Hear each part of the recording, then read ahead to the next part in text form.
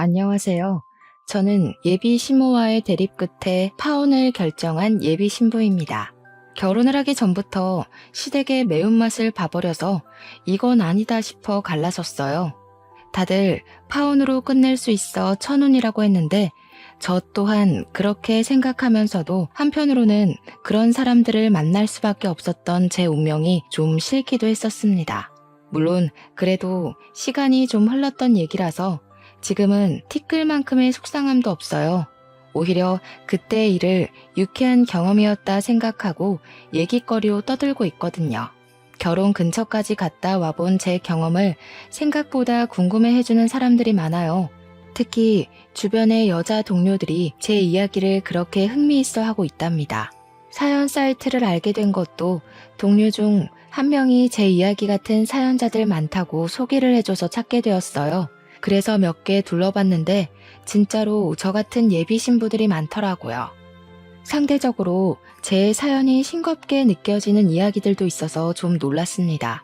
같은 고민을 했다는 동질감에 위안을 받는 것 같으면서도 한편으로는 그만큼 사연자들을 괴롭힌 나쁜 사람들이 많다는 것에 속상하기도 했어요.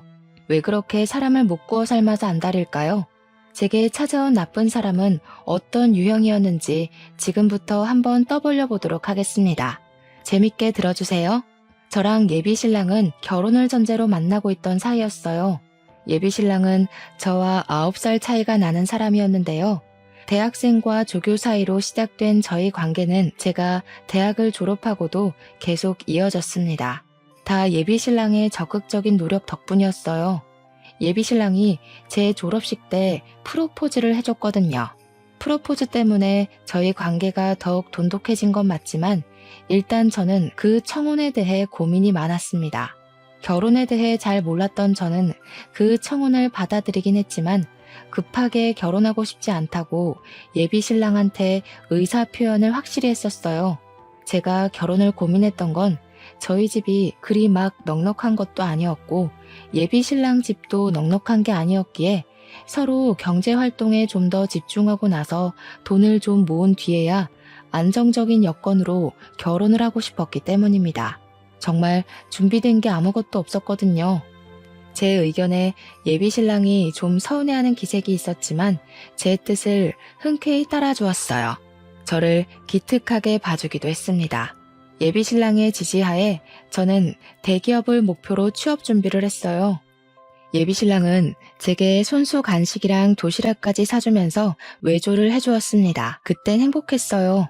취업을 준비하면 심적으로 많이 피폐해진다는데 저는 예비 신랑 덕분에 의욕이 넘쳐났거든요.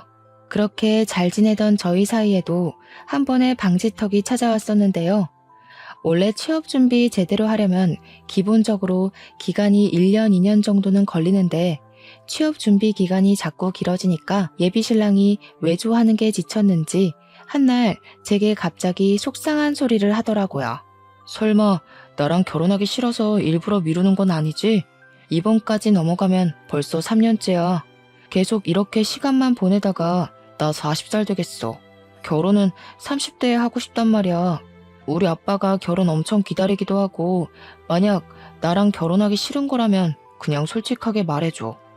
무슨 그런 말을 해. 나도 얼른 취업해서 빨리 돈 벌고 싶어. 결혼 자금 모아서 빨리 결혼하고 싶은데 취업이 생각하는 만큼 잘 안 되는 걸 어떡해. 나 진짜 서운하다. 오빠는 내가 일부러 결혼 미룰 사람처럼 보였어? 불안해서 그러지. 나한텐 너밖에 없는데 네가 결혼을 안 해주면 난 더 시간이 없단 말이야. 혹시라도 네가 질린다고 나 떠날까 봐서. 아빠 요즘 몸도 안 좋은데 내가 결혼하는 거 보는 게 소원이라고 했거든. 예비 신랑은 이런 식으로 결혼을 못하게 될까봐 불안감을 표출했던 적이 한두 번이 아닙니다. 저를 놓칠까봐 불안하다고 하는데 제가 신뢰를 안 주는 사람도 아니거든요. 한눈 판 적 절대 없고 회식이 아니고선 사적인 술자리도 가진 적이 없어요. 회식도 예비 신랑한테 꼬박 알려주고 최대한 1차만 참석하고 빠져나왔습니다. 저는 휴대폰 잠금도 안 해요. 예비 신랑이 한 번씩 제 폰을 볼 때도 저는 찔릴 게 없으니까 선뜻 내버려 두기도 했습니다. 예비 신랑이 다른 부분에선 저를 믿어주는 것 같은데 유독 제 취업은 참 못 기다리더라고요. 물론 예비 시부가 몸이 안 좋아서 결혼을 빨리 하고 싶단 말을 하긴 했었어요. 근데 저는 결혼을 그런 식으로 준비도 없이 얼렁뚱땅 저지르고 싶진 않았습니다. 제가 취업하고 돈을 모으면 결혼한다고 했더니 예비 신랑이 그때부터 저보다 제 취업에 더 심혈을 기울이더라고요. 한참 사랑이 불타오를 때는 예비 신랑이 어떤 사람인지 알 겨를도 없이 좋기만 했거든요. 그러나 서로에게 익숙해지고 당연해지고 나서부터는 예비 신랑을 만나면 만날수록 불안한 게 참 많은 사람이구나라는 걸 느끼긴 했어요. 그리고 생각보다 현실적이고 부정적인 의사 표현도 많이 한다는 걸 점점 알게 되었습니다. 저보다 9살이나 많은 사람이다 보니까 저한테 알려주고 싶은 것도 많아 보였어요. 다들 이런 걸 꼰대라고 하더군요. 하지만 저는 이런 점까지 예비 신랑에게 고맙기만 했고, 예비 신랑이 저를 사랑하는 마음만큼은 갈수록 적극적이고 솔직해서 예비 신랑의 단점 부분도 이해하려고 많이 노력했습니다. 그런데 취업 문제는 어쩔 수 없이 예민할 수밖에 없는 영역인데 예비 신랑이 자꾸 옆에서 한 소리씩 넣어주니까 그건 좀 스트레스로 오더라고요. 그래도 다 날 위해서 조언해주는 거라 생각해서 제가 필요한 잔소리만 걸러서 들었어요. 제 입장에서는 예비 신랑이 스트레스지만 예비 신랑 입장에서는 결혼을 늦추는 제가 골칫거리 아니겠습니까? 우리가 고작 이런 문제로 헤어질 만큼 얕은 사이도 아니고 그저 둘 다 예민한 시기이기 때문에 잠깐 권태기가 올랑말랑 하는 거라 생각했어요. 최대한 자비를 갖고 하루하루 지냈습니다. 그러던 어느 날 예비 신랑에게 고비가 닥쳐왔는데요. 예비 시부가 돌아가시면서 예비 신랑뿐만 아니라 예비 시댁 자체가 정말 많이 힘들었습니다. 특히나 제 마음을 좀 불편하게 만들었던 부분은 예비 신랑이 예비 시부가 살아계실 때 결혼하는 모습 보여주고 싶어 했다고 했잖아요. 제 고집 때문에 예비 신랑이 다시는 그 꿈을 이루지 못하게 되어서 제가 혼자 얼마나 죄책감을 느꼈는지 모릅니다. 그래서 더 예비 시부 영정사진 앞에서 고개를 들지 못했어요. 훨씬 더 번듯하고 자리 잡은 며느리감으로 당당하게 인사를 드리려고 했지 절대 이런 식으로 첫인사를 드리려던 게 아니었거든요. 그날은 예비 신랑을 감히 위로하지도 못하고 옆에 묵묵히 있어주기만 했습니다. 그리고 예비 시부 장례식에 갔으니 당연히 준비 없이 예비 시모까지 만날 수밖에 없었는데요. 저랑 예비 신랑이 아무것도 결정한 게 없어서 그렇지 결혼을 전제로 만나고 있긴 했으니까 인사를 정중하게 드려야 될 것 같았어요. 예비 시모에게 저를 소개하고 싶다는 예비 신랑의 말을 듣고 망설이지 않았습니다. 예비 시모마저 놓친다면 제가 예비 신랑 앞에서 더욱더 면목이 없을 것 같았으니까요. 예비 시모 첫인상은 좀 퉁퉁한 편에 웃음이라고는 없을 것 같은 어두운 상이었습니다. 예비 신랑이 저를 인사시켜주는데 경황이 없어 그런지 예비 시모가 정말 딱 제 인사만 받고 다른 사람들만 신경을 쓰더라고요. 이 부분은 경황이 없는 게 맞으니까 당연히 제가 이해를 한 부분이었습니다. 저는 최대한 피해되지 않는 선에서 장례를 돕고 예비 신랑의 상실감을 옆에서 다독여 주었죠. 제가 결혼을 미뤘다는 건 예비 시댁에서도 알고 있는 사실이었을 겁니다. 예비 신랑이 결혼하고 싶은 사람 생겼다고 언질은 해놨다는 걸 제게 말해준 적이 있었거든요. 그 때문에 예비 시부가 저를 빨리 보고 싶어 하기도 했었어요. 그런데 제가 그 이상의 확실한 행동을 안 보여주니까 예비 시모도 저한테 서운한 점이 있었을 수 있겠다 생각했습니다.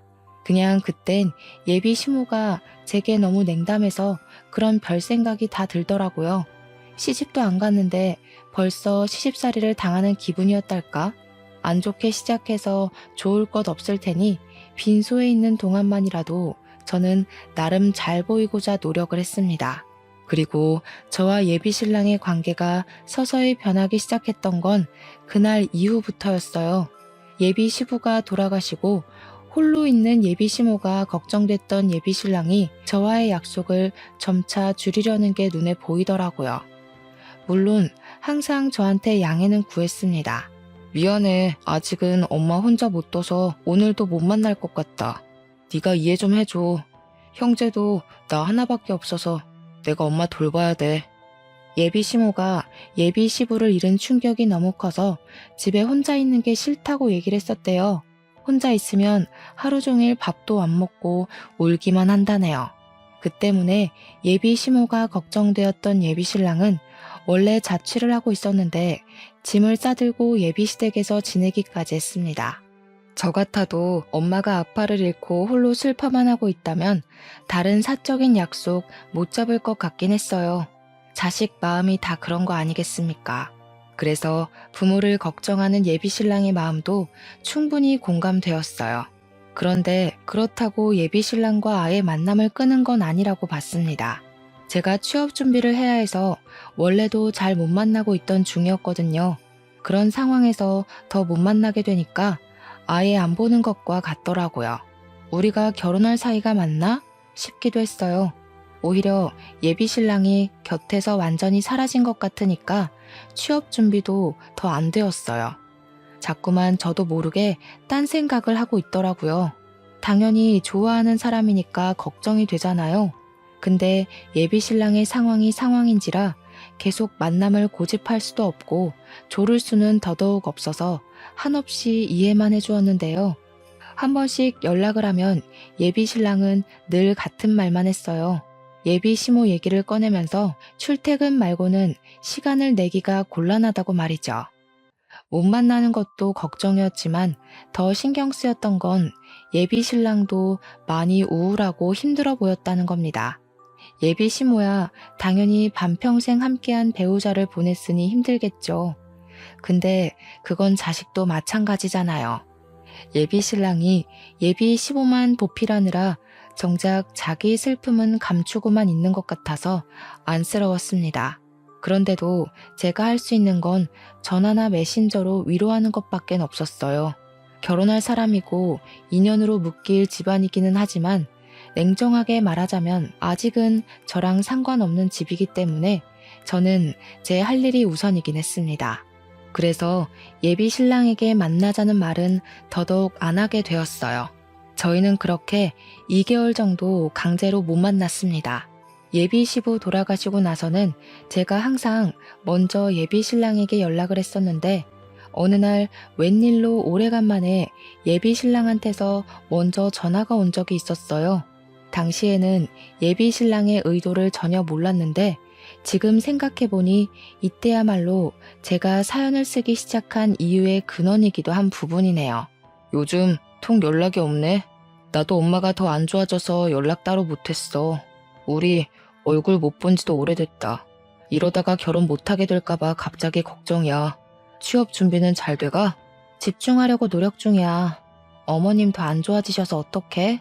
오빠 혼자 보필하는 것도 많이 힘들겠다. 오빠 쉬지도 못하지? 일할 때는 또 어머님 혼자 두고 나가야 되니까 얼마나 불안하겠어. 도움이 못 돼줘서 미안해.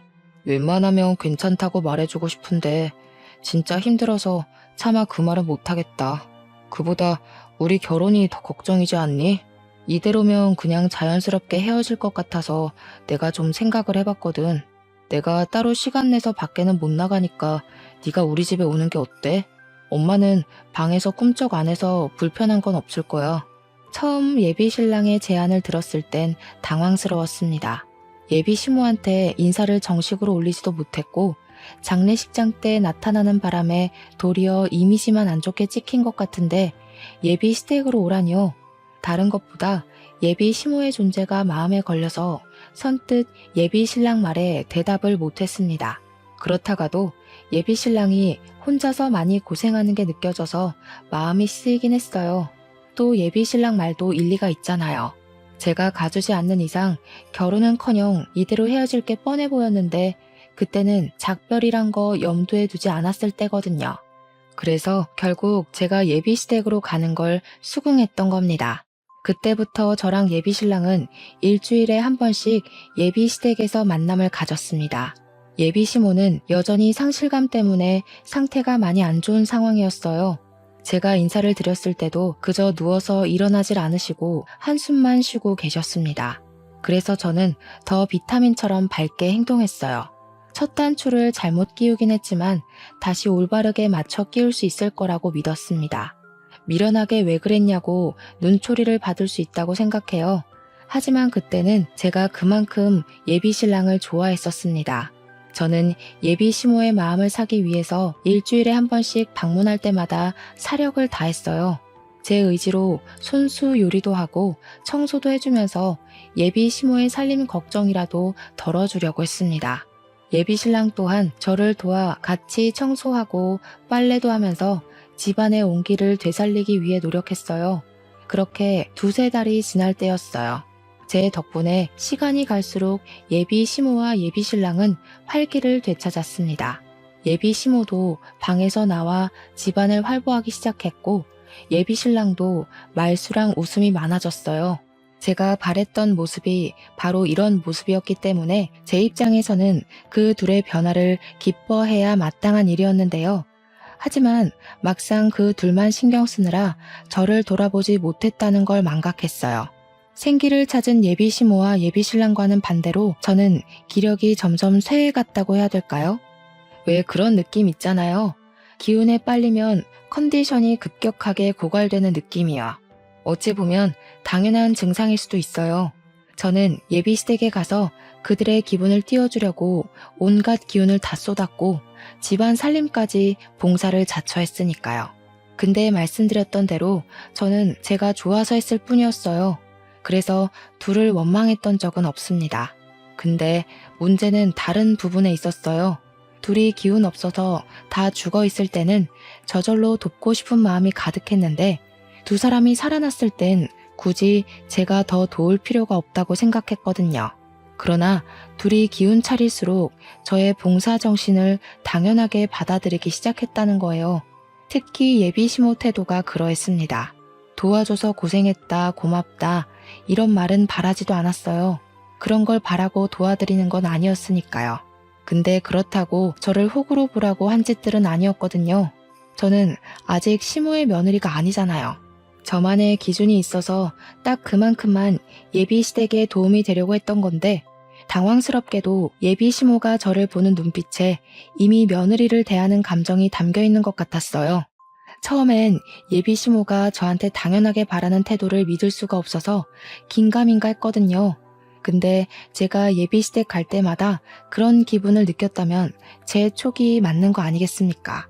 둘이 활력을 찾고 나서부터는 예비 시댁 가는 걸음이 무거워졌고 나중에는 끝내 가기 싫은 마음까지 생겼을 때 저는 예비 신랑에게 결혼 전까진 오늘이 시댁 방문 마지막일 거라고 말하려 했어요. 물론 그날 신경을 기울여 예비 시모 태도를 한 번 더 주의 깊게 보려고도 마음먹었죠.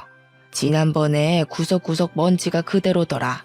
오늘은 안쪽 방까지 신경 써서 닦아놔라. 그리고 집에서 원래 그렇게 간을 짜게 하니?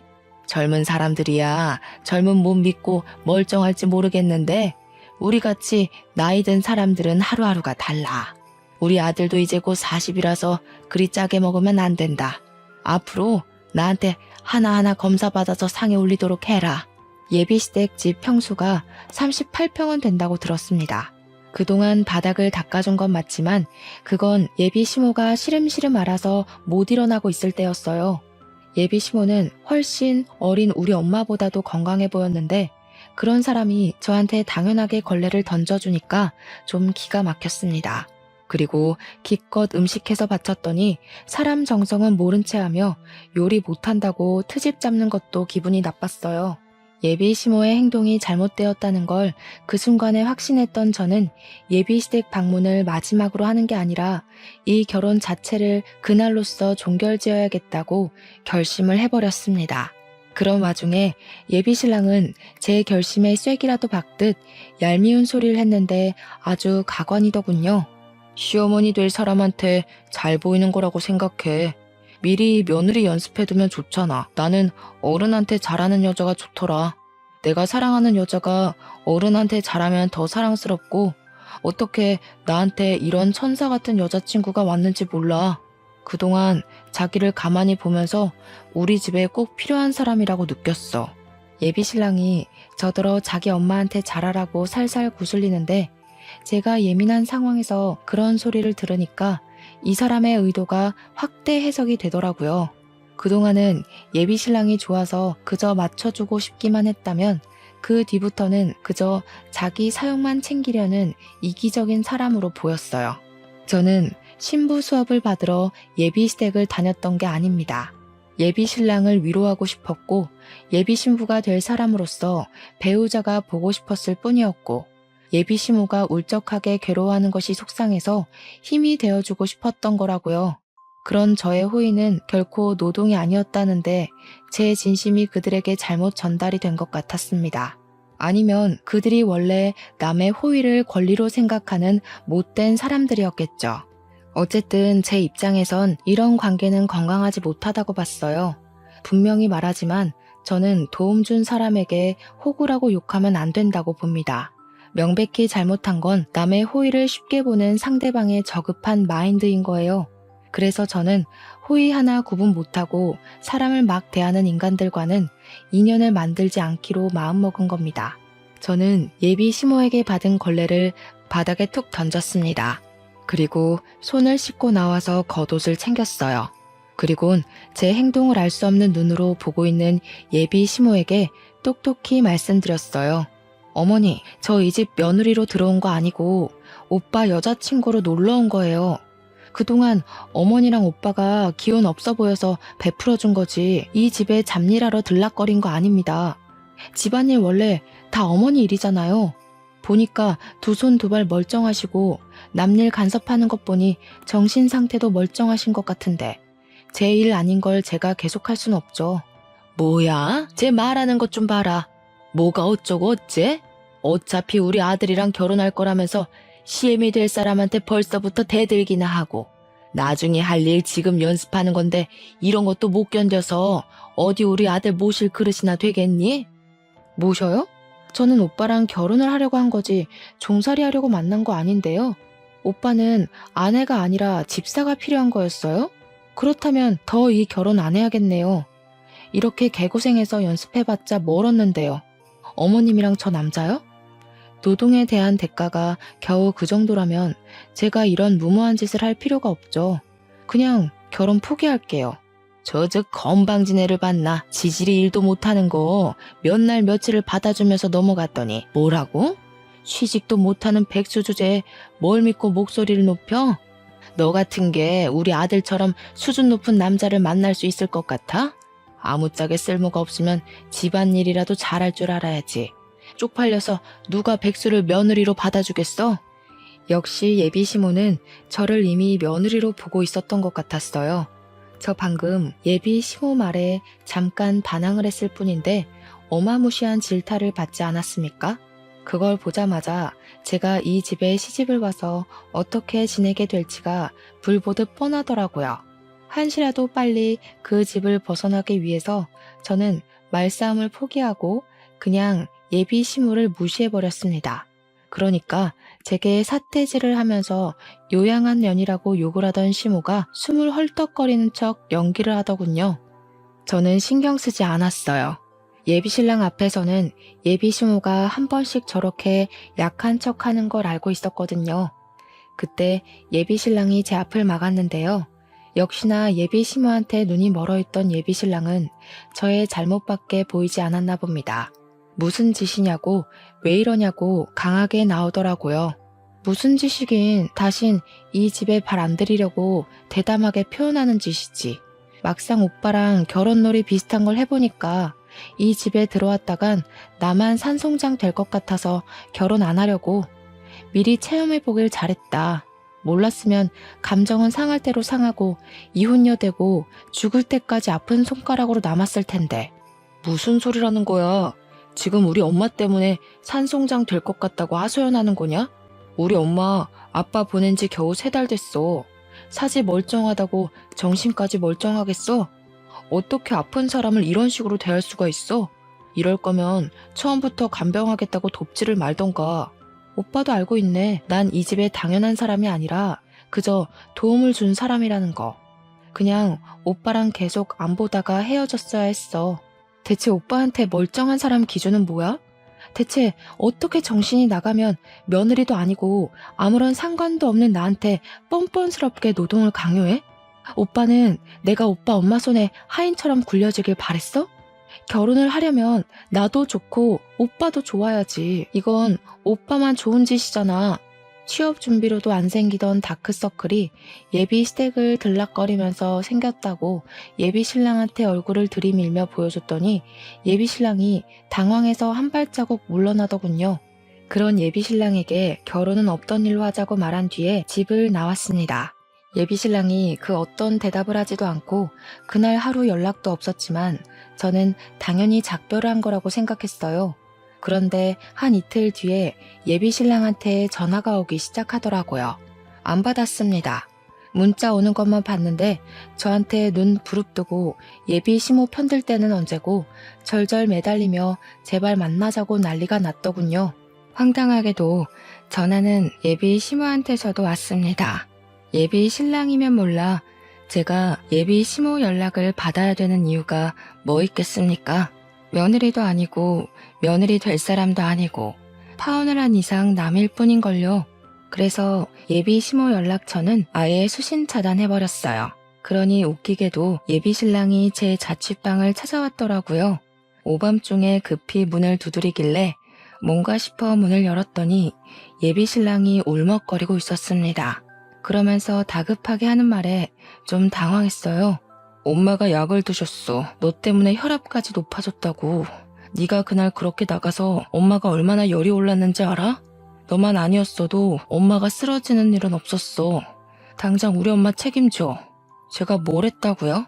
며느리도 아닌 제가 그 집안일 내팽개치고서 박차고 나왔다고 뒷골이 당겨 넘어가더니 이걸 놀라 자빠져줘야 하나 모르겠더라고요. 일단은 예비 신랑을 마주하니까 표정이 곱게 만들어지지 않은 건 사실이에요. 제가 무감하게 서 있기만 하자 예비 신랑은 제 멱살까지 잡고서 흔들었습니다. 예비 시모는 예비 신랑이 출근한 사이 약을 먹은 듯했고 예비 신랑이 퇴근하고 와서 쓰러져 있는 예비 시모를 발견했다고 했어요. 나 때문에 병원에 실려간 거니까 당장 같이 가자는 예비 신랑의 말을 무시하고 경찰에 신고하려 했지만 예비 신랑이 너무 울어서 2차 사고까지 발생할 것 같더라고요. 그래서 저는 할 수 없이 병원을 같이 갔고 병실에 누워 안정 취하고 있는 예비 시모를 보았습니다. 예비 시모는 저를 보자마자 이놈 하면서 못 가누는 몸을 움직여 잡히는 대로 던지기 시작했어요. 그러니 같이 병실 쓰는 주위 사람들이 저를 정말 썩을 년인 줄 알고 쳐다보더라고요. 그새 뭐라고 짓거려 놓았나 보죠. 여기가 어디라고 찾아와? 너 같은 건 우리 집 며느리로 절대 인정 못한다. 며느리 노릇도 못 견딜 거면 뭐하러 내 아들이랑 붙어먹어? 싹수 없게 어른 앞에다 걸레나 툭툭 던지고 너 같은 며느리 때문에 나라가 망하는 거야. 돈도 안 벌면서 우리 아들 등골 빼먹을 궁리만 했지? 내 착한 아들이 아무것도 모르고 이것저것 다 해주니까 만만했냐? 꼴도 보기 싫으니까 꺼져. 베개나 칫솔, 쓰레기 뭐 이런 건 던지더라도 질량이 가벼워 제가 있는 거리까지 닿지는 않았는데요. 물이 반쯤 든 물통은 힘을 제대로 받아서 제 얼굴까지 날아왔습니다. 눈을 정통으로 맞았더니 그제야 예비 신랑이 예비 시모를 말리면서 저더러 일단 밖에 나가 있으라고 소리를 치더라고요. 어처구니 없었고 화가 치밀어 올랐지만 다른 환자들이랑 보호자들 생각해서 일단 밖으로 나갔어요. 눈 주위가 따끔거려 휴대폰으로 확인했더니 피부가 살짝 찢어진 걸 발견할 수 있었습니다. 짜증이 솟구쳤던 저는 속으로 삭히기만 하면서 간호사가 있는 카운터로 찾아갔어요. 몇 호실 보호자라는 걸 밝히고 따로 부탁을 해 가볍게 치료를 받았습니다. 그때 저를 치료해준 간호사가 무슨 일 있는 거냐고 묻더라고요. 이미 간호사들도 난동의 주인공이 예비 시모라는 걸 알고 있었는데 그 내막까지는 차마 몰라서 궁금해하고 있었습니다. 저는 숨길 거 없다고 생각했어요. 어차피 더 이상 저랑 관련 없는 사람들이고 제가 잘못한 건 더더욱 없었기에 남의 귀로 제 이야기가 들어가는 것에 거리낌이 없는 상태였어요. 그래서 제 상황과 제 입장을 따로 설명 주었습니다. 그랬더니 주위에 있던 다른 간호사들까지 다들 미래의 며느리 될 사람들이다 보니까 대동단결해서 같이 화를 내주더라고요. 그러면서 제게 슬쩍 말해주는 사실이 하나 있었는데 지금 생각해도 이 사실은 창피하고 웃긴 일이라고 봐요. 간호사가 하는 말이 예비시모가 약을 먹고 실려왔다고 진단이 되어 있다는데 그게 다 뻥이라고 하더라고요. 약 먹고 의식을 잃은 환자들은 특히나 시간이 더 금이고 위세척만 하면 살릴 수 있기 때문에 병원에서 난리가 났었다는데요. 정작 수술을 진행하러 들어갔더니 예비 시모 위가 너무 깨끗한 데다가 맥박은 물론 혈압까지 정상 수치라서 김이 팍 샜었다고 합니다. 수면 마취만 하고 잠만 자고 일어난 거래요. 의사가 예비 시모더러 그만 퇴원해도 된다고 했는데 예비 시모가 계속 약 먹고 정신 잃었었다고 끝도 없이 고집 부려서 병실에 있는 거라고 했습니다. 제가 치료받으러 찾아오기 전까지만 해도 간호사들끼리 이미 예비 시모 험담을 몰래 하고 있었다더라고요. 그렇다고 환자인 예비 시모에게 공직자들이 뭘 할 수 있는 건 아니었고 대신 다른 병실에 양해를 구해줄 테니 잠깐의 소란은 피울 수 있도록 허락해 준다고는 했습니다. 저는 딱히 소란 피울 생각은 없었지만 간호사들이 용기와 기회를 주니까 잠시 가라앉던 분노가 다시 솟구치더라고요. 그래서 다시 병실을 돌아갔고 예비 시모 침대 쪽에만 커튼이 쳐져 있는 걸 보았습니다. 아까까지만 해도 제게 욕을 할 것처럼 쳐다보던 주위 환자와 보호자들의 눈빛이 좀 달랐는데요. 일단은 저를 향한 태도가 유순해졌다는 것이 느껴졌어요. 그 이유는 제가 커튼 가까이 다가가고 나서 눈치챌 수 있었습니다. 커튼 안에서 예비 시모와 예비 신랑이 수상하게 속닥거리는 대화가 들리더라고요. 엄마, 자꾸 이러면 젊은 애 못 들여와. 내 나이 곧 40이야. 그나마 9살 차이인 제가 제일 젊은 며느리일 거라고. 무슨 말인지 모르겠어? 나중에 엄마 늙으면 며느리도 같이 늙을 건데 골골대는 며느리가 엄마 보필이나 제대로 할 것 같아? 지금 엄마 봐줄 젊은 사람으론 제가 딱이라니까. 조금만 맞춰줘봐, 응? 취업을 해야 결혼한다고 했다면서. 취업 못하는 게 아니라 일부러 안 하고 있는 거 아닌지 제대로 확인해봐. 요즘 젊은 아가씨들은 자기 손에 안 보고 남편 돈만 받으면서 속 편하게 살려고 한다던데. 걔도 너 이용하는 걸 수도 있어. 그런데 내가 그 여시 같은 꼴을 그냥 지켜보라고? 엄마 제발, 그건 나중에 진짜 며느리 돼서 잡으면 되잖아. 일단은 쟤를 우리 집에 들이는 게 더 중요한 거라니까. 이팔 청춘 아가씨가 어디 구하기 쉬운 줄 알아?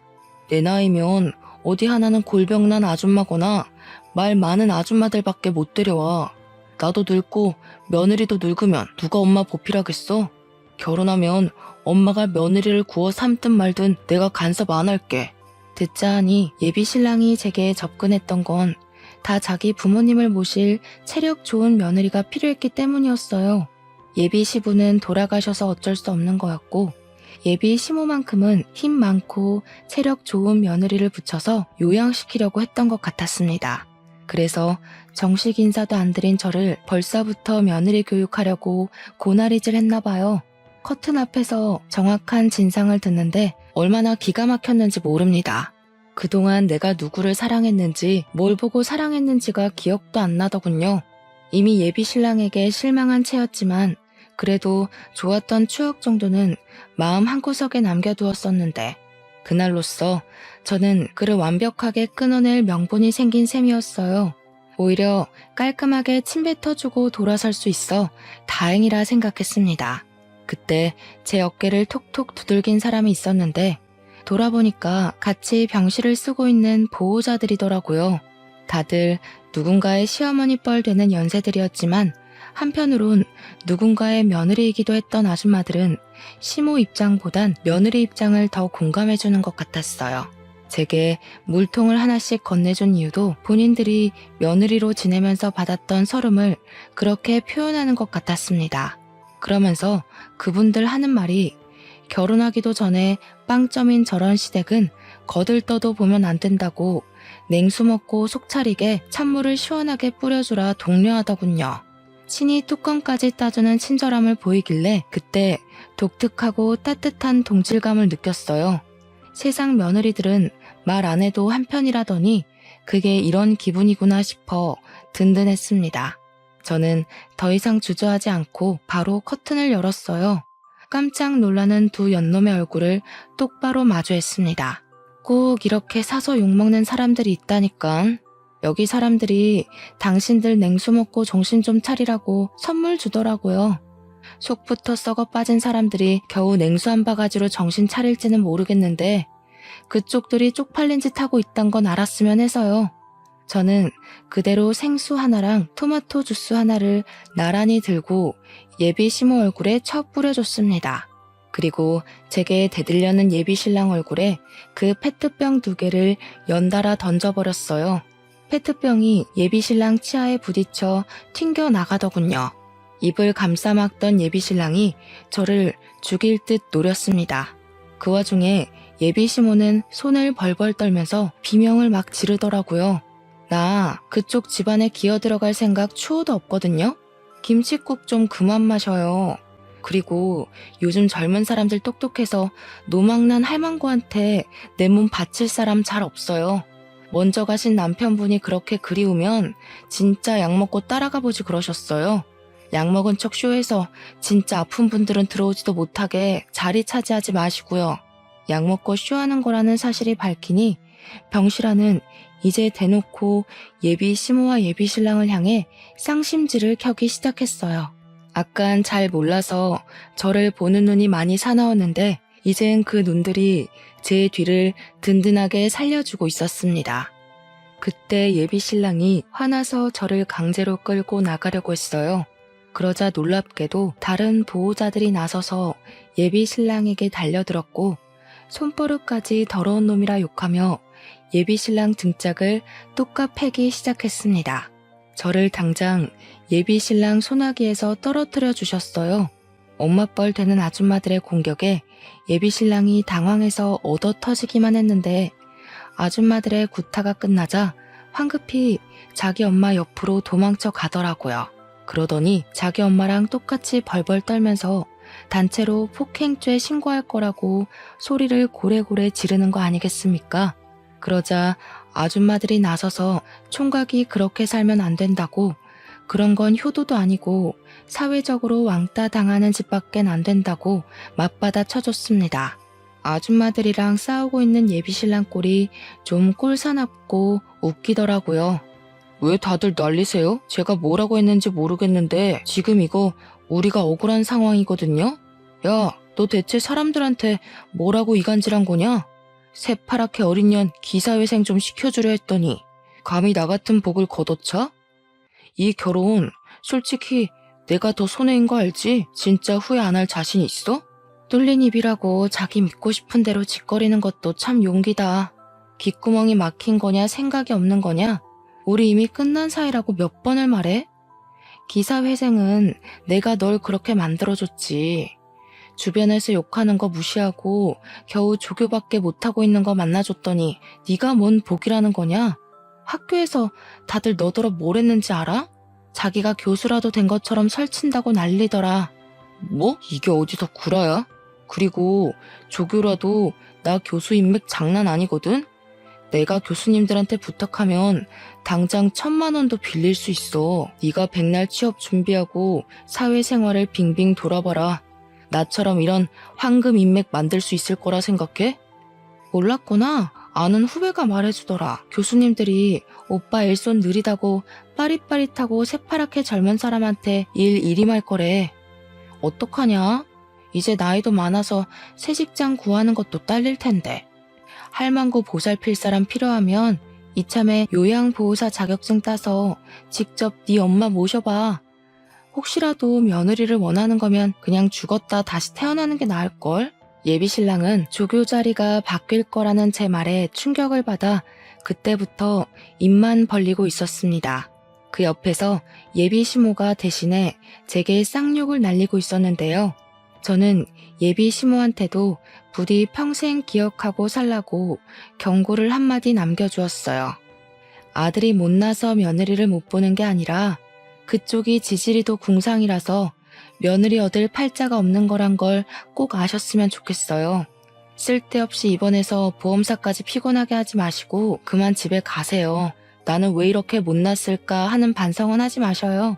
계속 성깔 더러우셔야 다른 아가씨들이 이 집에 시집 안 오죠. 예비 시모가 제 막말에 충격을 먹어 말을 버벅거렸는데 결국은 욕밖에 못하길래 그 욕에 보답하고자 옆에 있는 예비 신랑의 머리통을 대신 후려쳐줬습니다. 그러니 예비 시모가 욕을 뚝 그치더라고요. 그리곤 저는 그간 갖고 있던 모든 추억을 그 자리에 버리고 나왔어요. 예비 신랑이 뒤늦게라도 저를 쫓아나올 수 없었던 건 보호자분들이 붙잡아준 덕분이었습니다. 그대로 병원을 벗어난 저는 그 뒤로 자취방을 서둘러 내놓았고 친정집으로 가 지방에서 취업 준비를 시작했어요. 휴대폰 번호까지 바꿔버렸더니 정말 예비 신랑과는 더더욱 마주치는 일이 안 생기더라고요. 그렇게 5년이 지났어요. 지금까지도 저는 예비 신랑과 예비 시모를 코빼기도 본 적이 없습니다. 지방에서 일을 하고 있지만 한 번씩 서울에 가는데도 두 사람을 마주친 적은 없었어요. 그래서 어떻게 살고 있는지는 모릅니다. 그러나 분명한 건 저를 만났던 순간보다 잘 살고 있진 않을 거예요. 원래 못된 사람들은 나이 들수록 더 욕심과 고집이 강해지는 법이거든요. 그런 사람들의 결말은 하나같이 망조라고 봐요. 아마 그들은 앞으로도 계속 찾아오는 기회나 행운을 스스로 뻥 차버리다가 생을 끝내게 될 거라고 생각합니다. 그래서 지금은 과거의 그날이 그저 하나의 인생 경험으로만 남아있어요.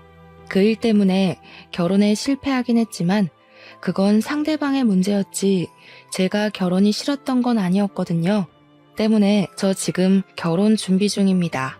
과거와 달리 저를 진심으로 존중해주는 남자와 그런 시댁을 만나서 행복하게 준비를 하고 있어요. 사람이 상대방에게 진정으로 존중을 받아보니까 과거에 그런 싹수 없는 집안에 안 갔길 천만 다행이라는 생각이 들더라고요.